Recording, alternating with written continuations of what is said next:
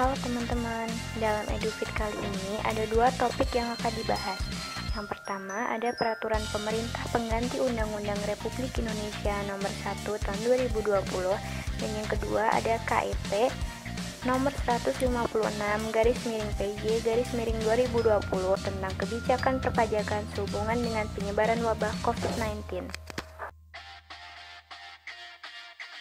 Menurut kebijakan yang diambil pemerintah akibat penyebaran virus corona, maka sejak tanggal 14 Maret 2020 sampai dengan 30 April 2020 ditetapkan sebagai keadaan kahar atau biasa disebut dengan force majeure.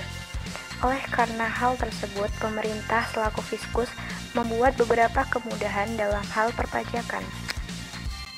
Ada beberapa kemudahan dalam hal perpajakan, diantaranya adalah yang pertama, penghapusan sanksi administrasi. Yang kedua, penambahan waktu dalam pelaporan SPT bagi wajib pajak orang pribadi. Yang ketiga, penambahan waktu pelaporan bagi peserta pengampunan pajak.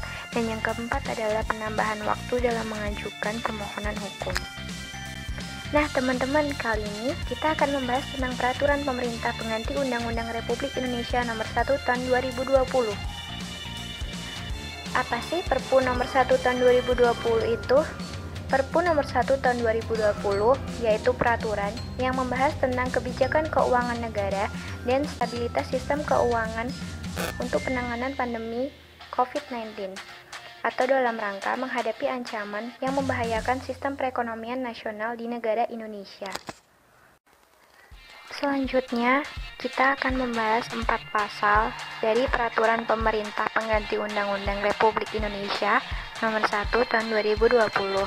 Yang pertama, ada Perpu Nomor 1 Tahun 2020 Pasal 5, yakni tentang penurunan tarif PPh badan dari 25% menjadi 22% dan 20% yang terdapat dalam Pasal 5. Penyesuaian tarif pajak penghasilan wajib pajak badan dalam negeri dan bentuk usaha tetap. Kalian tahu nggak sih bentuk usaha tetap itu apa? Bentuk usaha tetap adalah bentuk usaha yang dipergunakan oleh orang pribadi yang tidak bertempat tinggal di Indonesia. Orang pribadi yang berada di Indonesia tidak lebih dari 183 hari dalam jangka waktu 12 bulan. Dan badan yang tidak didirikan dan tidak bertempat kedudukan di Indonesia untuk menjalankan suatu usaha atau kegiatan di Indonesia. Dan yang kedua ada Peraturan Pemerintah Pengganti Undang-Undang Republik Indonesia Nomor 1 Tahun 2020 Pasal 6 dan 7 tentang pengenaan pajak atas transaksi elektronik. Yang ketiga ada Perpu Nomor 1 Tahun 2020 Pasal 8 tentang perpanjangan waktu yang diberikan pemerintah dalam pemenuhan hak dan kewajiban perpajakan. Untuk memberikan kemudahan dalam pelaksanaan hak atau pemenuhan kewajiban perpajakan akibat adanya pandemi COVID-19, diberikan perpanjangan waktu pelaksanaan hak dan pemenuhan kewajiban perpajakan yang meliputi 1. Permohonan pengembalian kelebihan pembayaran pajak. 2. Pengajuan surat keberatan. 3. Permohonan pengurangan atau penghapusan sanksi administrasi, pengurangan atau pembatalan ketetapan pajak yang tidak benar, pembatalan hasil pemeriksaan yang jatuh tempo penerbitan surat ketetapan atau surat keputusan akhir dalam periode keadaan kahar akibat pandemi COVID-19. Jatuh tempo penerbitan surat ketetapan atau surat keputusan tersebut diperpanjang paling lama 6 bulan. Yang keempat, penetapan periode waktu keadaan kahar akibat pandemi COVID-19 sebagaimana dimaksud pada poin 1, 2, 3 mengacu pada ketetapan pemerintah melalui Kepala Badan Nasional Penanggulangan Bencana. Kebijakan tersebut berlaku bagi seluruh wajib pajak di Indonesia. Dan yang terakhir ada Perpu Nomor 1 Tahun 2020 Pasal 9 dan 10 tentang pemberian kewenangan kepada Menteri Keuangan untuk memberikan fasilitas kepabeanan berupa pembebasan atau keringanan biaya masuk untuk penanganan kondisi darurat serta pemulihan dan penguatan ekonomi nasional. Kali ini kita akan membahas tentang pengenaan pajak dalam kegiatan perdagangan melalui sistem elektronik. Lahirnya Perpu Nomor 1 Tahun 2020 yang kini telah disahkan menjadi undang-undang merupakan tonggak sejarah baru bagi dunia perpajakan di Republik ini. Sehingga muncullah paradigma perpajakan yang baru, yaitu pengenaan pajak dalam kegiatan perdagangan melalui sistem elektronik. Pandemi yang tengah melanda membuat kita semua terpaksa harus berubah, mulai dari cara kita bersekolah, cara kita bekerja, cara kita beribadah, hingga cara kita berinteraksi dengan sesama pun ikut berubah. Sebagian banyak masyarakat lebih banyak bekerja di rumah dan juga dihimbau untuk tetap berada di rumah. Di tengah imbauan pemerintah untuk tetap di rumah saja, ada kalanya kita mengalami kejenuhan. Untuk memenuhi kejenuhan tersebut, ada yang menghabiskan waktu dengan menonton berbagai macam video di situs berbagai video. Ada pula yang menonton film di layanan streaming film dengan sistem berlangganan. Yang lain lagi, mendengarkan musik di layanan streaming musik digital. Jelaslah, perusahaan-perusahaan berbasis teknologi digital seperti Google, Facebook, Netflix, dan Spotify kebanjiran untung ketika banyak usaha lain sedang buntung. Sesuai dengan ketentuan Perpu Nomor 1 Tahun 2020, PMSE seperti Netflix International BV dan Spotify AB, Amazon Web Services Inc., Google Asia Pacific PTE Ltd, Google Ireland Ltd, dan Google LLC dikenai PPN sebesar 10%. Untuk merespon situasi yang sedang berubah, dikeluarkanlah Perpu Nomor 1 Tahun 2020. Perpu yang juga bisa disebut sebagai Perpu Mini Omnibus Law ini salah satunya mengatur tentang pengenaan pajak dalam kegiatan PMSE. Berdasarkan Perpu Nomor 1 Tahun 2020, definisi penyelenggara perdagangan melalui sistem elektronik atau PMSE yang wajib memungut, menyetor, dan melaporkan pajak pertambahan nilai atas pemanfaatan barang kena pajak tidak berwujud dan atau jasa kena pajak dari luar daerah pabean di dalam daerah pabean apabila ditunjuk oleh Menteri Keuangan.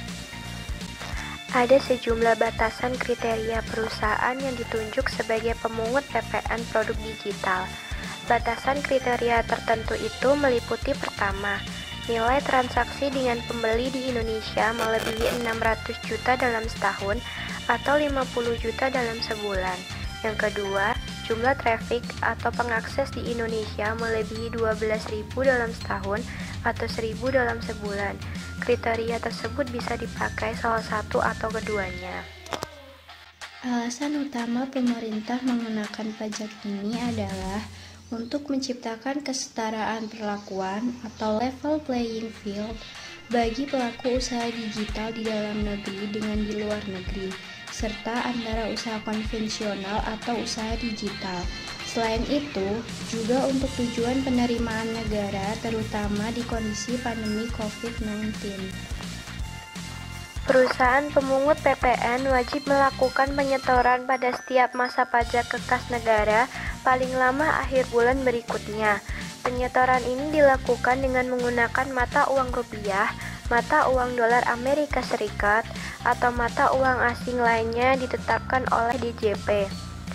Penggunaan mata uang ini disesuaikan dengan mata uang yang dipilih pada portal PMSE.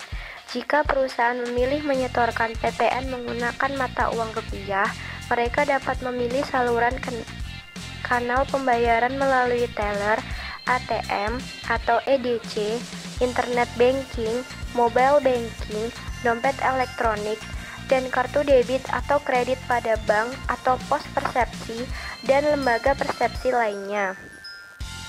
Sementara itu, jika perusahaan memilih menyetorkan PPN dengan mata uang asing, penyetoran tersebut baru dapat dilakukan dengan mata uang dolar Amerika Serikat. Penyetoran juga baru bisa melalui 3 bank persepsi, yaitu Bank Mandiri, Bank BRI, dan Bank BNI. Namun, apabila penyetoran dalam mata uang dolar Amerika Serikat ini dilakukan di luar negeri, perusahaan tersebut melakukan pembayaran melalui bank koresponden. Pembayaran ini dilakukan secara wire transfer dengan mencantumkan kode billing serta SWIFT kode sebagai referensi. Beberapa perusahaan untuk menjadi pemungut PPN produk digital bisa mengakses eBupot 23/26. Pemberlakuan secara nasional ini dilakukan setelah otoritas mengeluarkan keputusan Direktur Jenderal Pajak nomor KEP strip 269/PJ/2020.